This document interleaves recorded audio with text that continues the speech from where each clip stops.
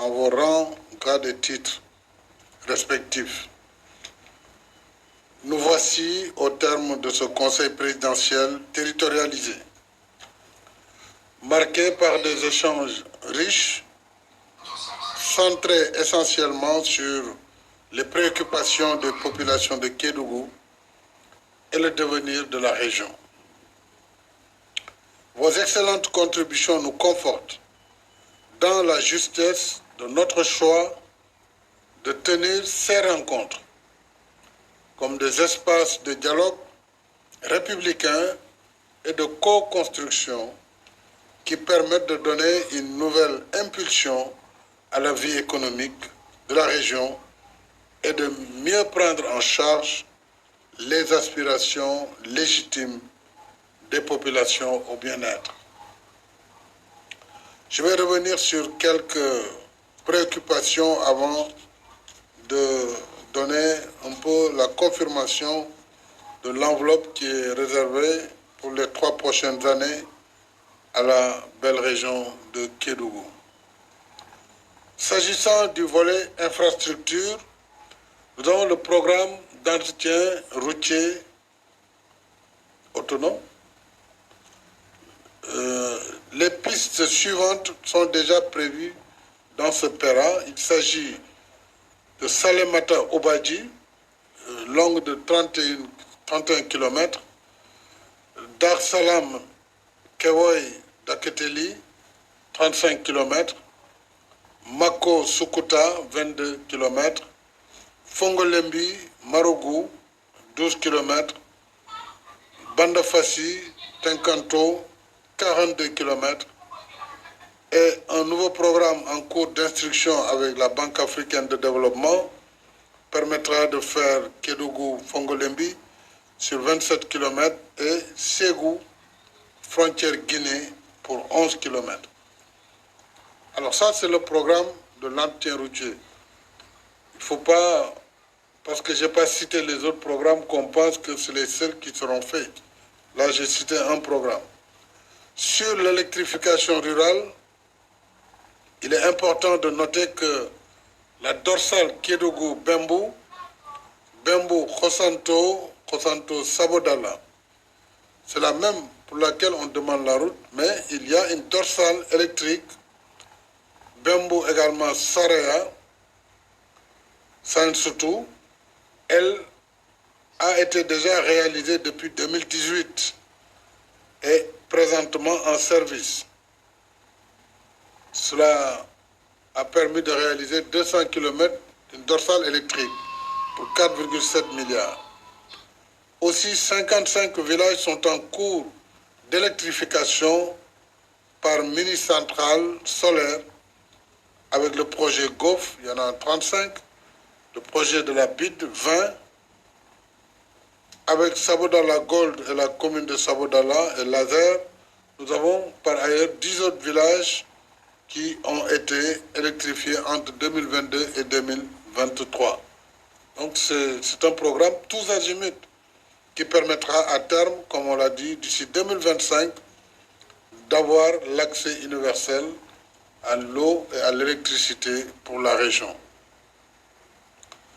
Nous avons sur un autre plan avec la Banque mondiale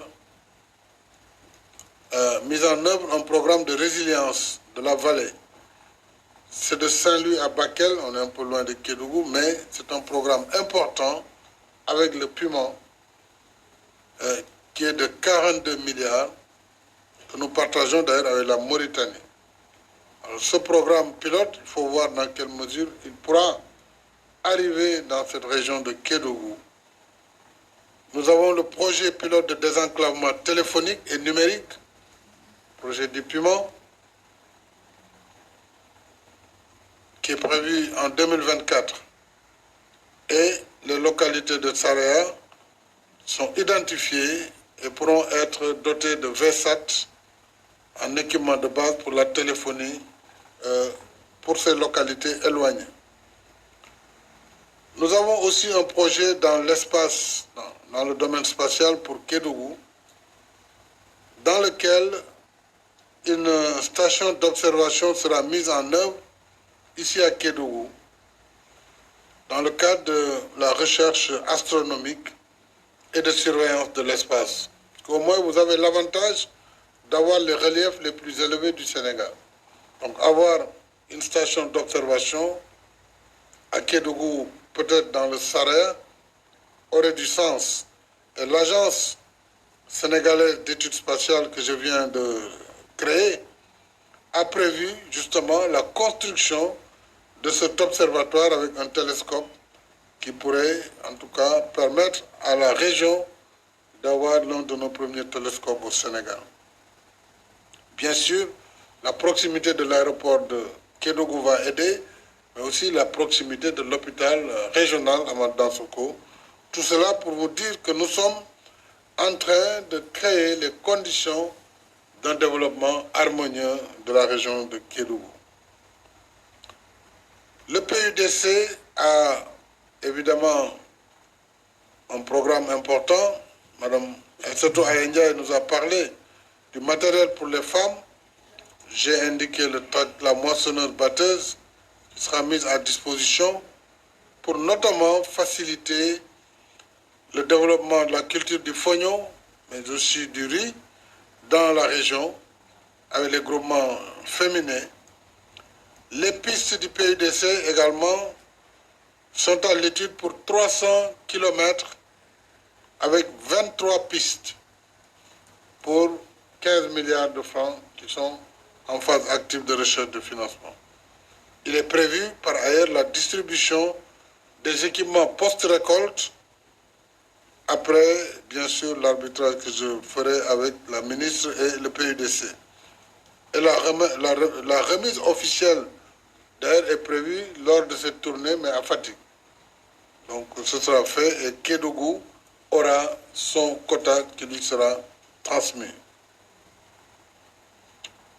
Pour les femmes, on me fait dire aussi que la case foyer est en cours de réalisation avec Promoville. Case foyer donc vous voyez bien que vos préoccupations sont quand même prises en charge. Enfin, toujours dans le volet téléphonie, ce volet implique la sécurité. Dans le département de Saraya, nous avons 4 localités sur les 39 sites de la région de Kédougou qui vont passer de la 3G à la 4G.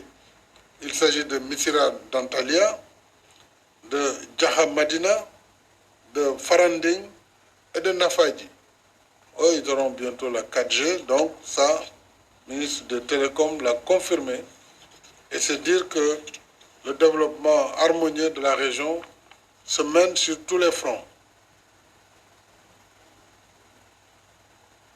Enfin, un programme de cohésion sociale de 11 millions d'euros, c'est-à-dire 7 milliards 200 millions, avec l'Agence française de développement, sera mise en œuvre dans le cadre du ministère des collectivités territoriales avec le partenaire.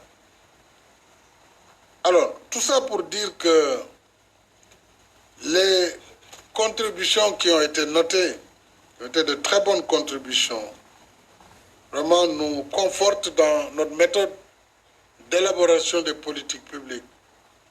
Avec les dialogues top-down, comme on dit, et down-top. C'est un dialogue permanent entre ceux qui veulent développer les projets et ceux qui en sont les bénéficiaires. On ne vient pas vous dire, voilà ce qu'on va faire pour vous, contentez-vous, voilà, d'applaudir. Non, on part de l'expression des besoins par les populations, les élus, les catégories, que ce soit les femmes, les jeunes, les religieux. On part des préoccupations pour bâtir les programmes économiques et sociaux. Notre rencontre d'aujourd'hui a mis en exergue les réalisations fort appréciables dont la région de Kédougou a bénéficié au cours de ces dernières années, mais aussi nous a permis d'apprécier les efforts collectifs à consentir pour mieux valoriser les immenses potentialités de la région. Ainsi, le programme d'investissement prioritaire qui a été décliné par le gouvernement et que je valide sera de 600 milliards de francs CFA pour les 3 prochaines années, 2024, 2025. En fait, on devait aller à 26 parce que 23 c'est fini. Donc 26, 2024, 25, 26.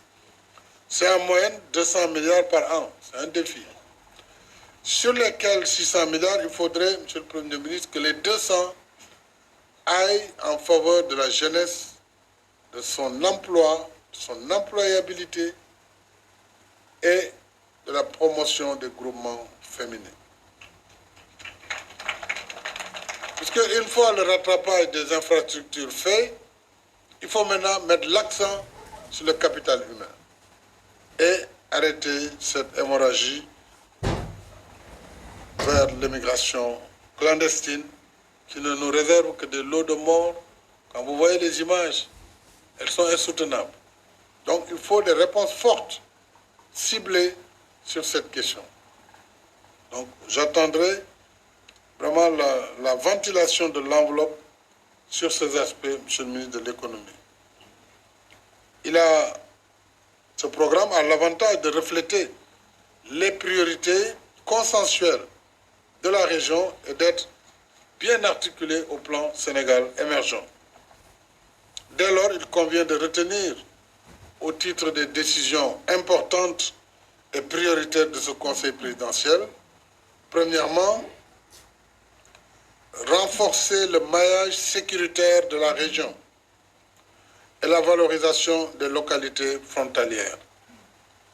Dans ce cadre, nous avons, avec l'armée nationale, la gendarmerie nationale, la police et les autres forces de défense et de sécurité, une montée en puissance pour augmenter la présence de nos forces sur le territoire de la région de Kédougou. Je ne veux plus voir de zones blanches où on n'a pas la présence de l'État, je veux dire la présence armée de l'État. Nous allons accompagner les programmes de montée en puissance de ces différents services. Il y a aussi un besoin sur la sécurité civile, avec l'installation des centres d'incendie et de secours, ce qu'on appelle communément les sapeurs-pompiers, mais aussi le renforcement des effectifs, des équipements, des services de la douane, des eaux et forêts et des parcs nationaux, surtout pour les parcs nationaux, et le développement du tourisme. À ce niveau, je vous demande de voir avec le ministre des Finances et le ministre du Tourisme la remobilisation du crédit hôtelier et que cette région, ainsi que celle de Tamba en particulier, soient les premières dans cette relance.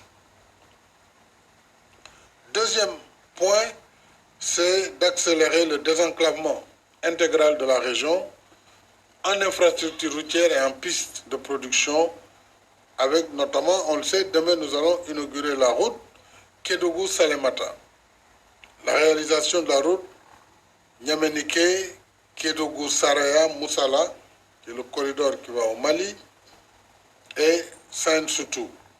Mais également la construction des axes Kédougou-Fongolembi. Le pont est fait pour maintenant bitumer la route.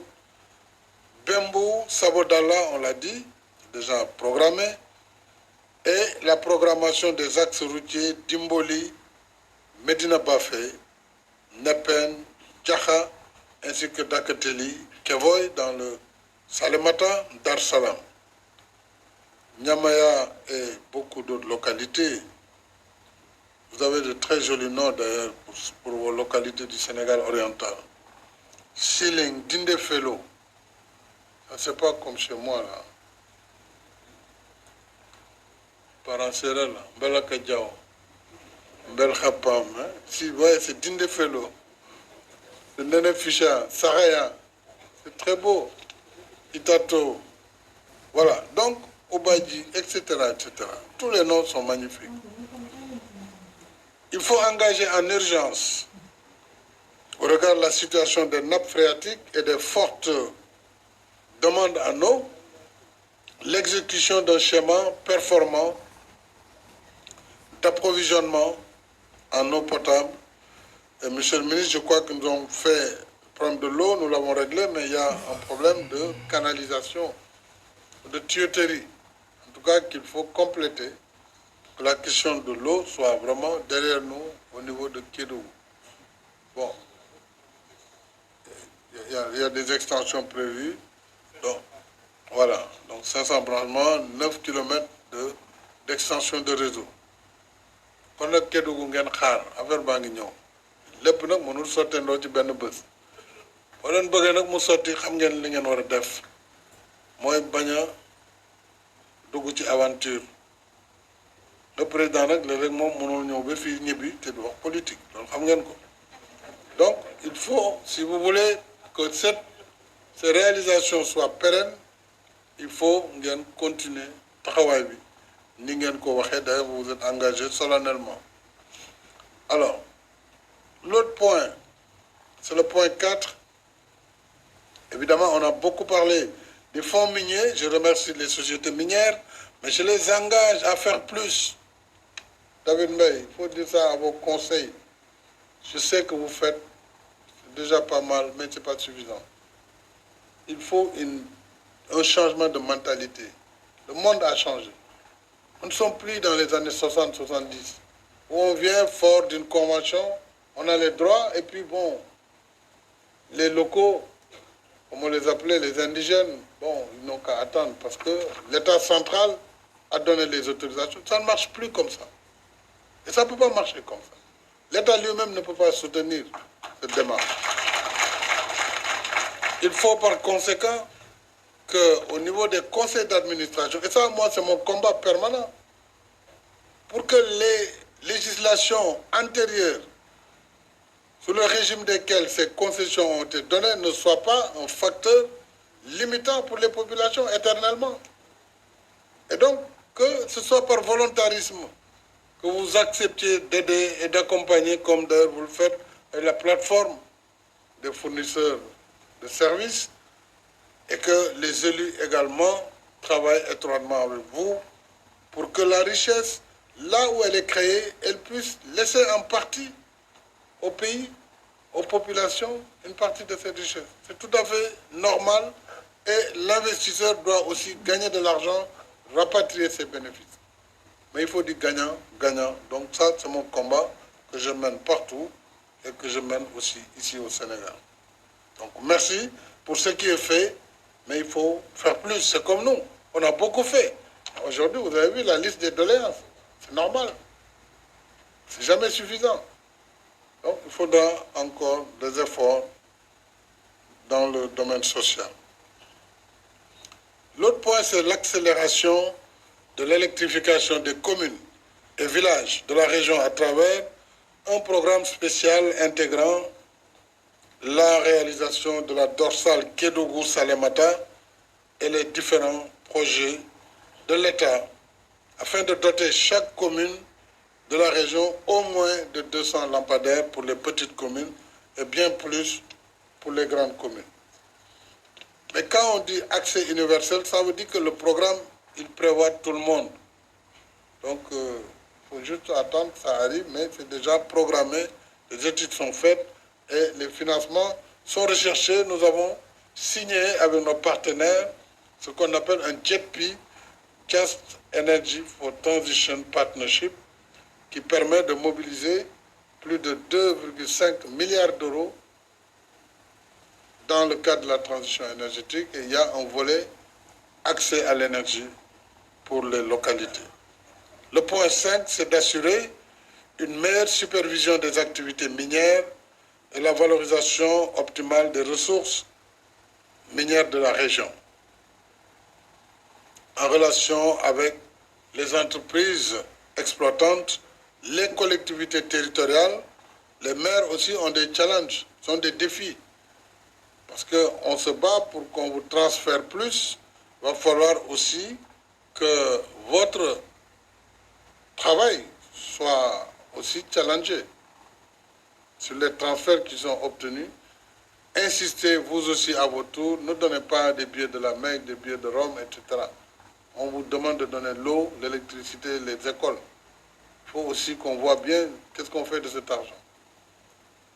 Parce que souvent, dans nos collectivités, c'est l'emploi, on recrute un peu et puis après, on ne réalise rien. Tout va dans le fonctionnement. Ce n'est pas le cas nécessairement, mais c'est important, nous croyons aussi, l'argent qui est transféré, qu'est-ce qu'il a permis de faire pour les populations. C'est pareil pour l'État.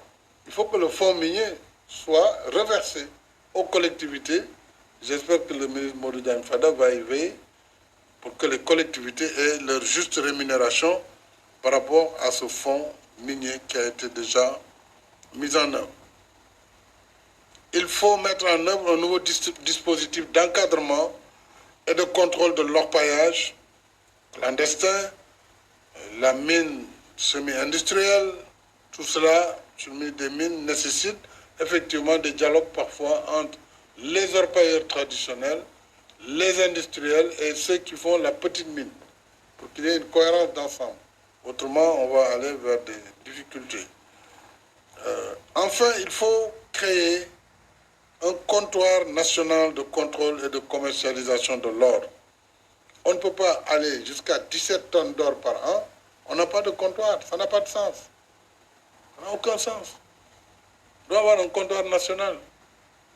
Ceux qui font l'orpaillage, d'accord, ils ont 10 grammes, 500 grammes, ben, ils doivent aller. On leur donne la garantie, on poinçonne, et puis ils font leur commerce. L'État saura au moins combien d'or est sorti de notre sous-sol. Et où va l'argent? Parce que aussi, c'est un moyen de financer toutes sortes d'activités criminelles, y compris le terrorisme. Et dans la sous-région, très souvent, le terrorisme a pris racine dans les zones d'orpaillage.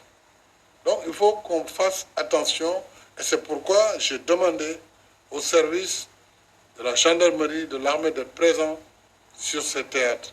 Et d'y apporter aussi la sécurité de l'État, d'y apporter les services de santé et toute l'assistance dont les travailleurs de l'orpaillage auront besoin, mais aussi des personnes qui vivent dans ces environnements. Au point 6, il faut consolider la vocation touristique et le développement durable de la région. Moi, j'invite nos compatriotes à venir visiter la région de Kédougou. D'abord, la route est bonne, il n'y a pas de problème. Et bientôt, j'espère que Air Sénégal va nous faire des propositions. Mais déjà, la route est bonne. Venez visiter Dindéfelo, les chutes. Venez visiter les montagnes, les collines. Tous les départements sont magnifiques, que ce soit Saraya, Salémata.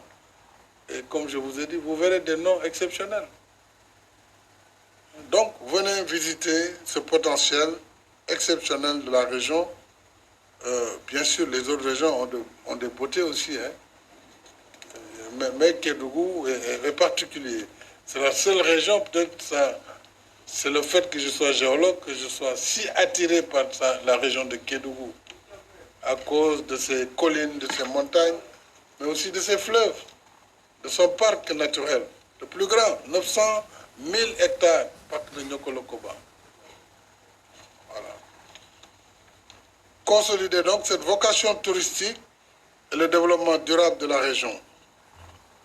La réalisation de réceptifs hôteliers modernes et adaptés, d'où la nécessité de faire lever le crédit hôtelier et accompagner les acteurs. Ça, c'est pour toutes les deux régions, le Sénégal oriental. La préservation des écosystèmes naturels, forêts, cours d'eau, Falémé en particulier, et engager un programme spécial de sécurisation et de préservation écologique de la Falémé.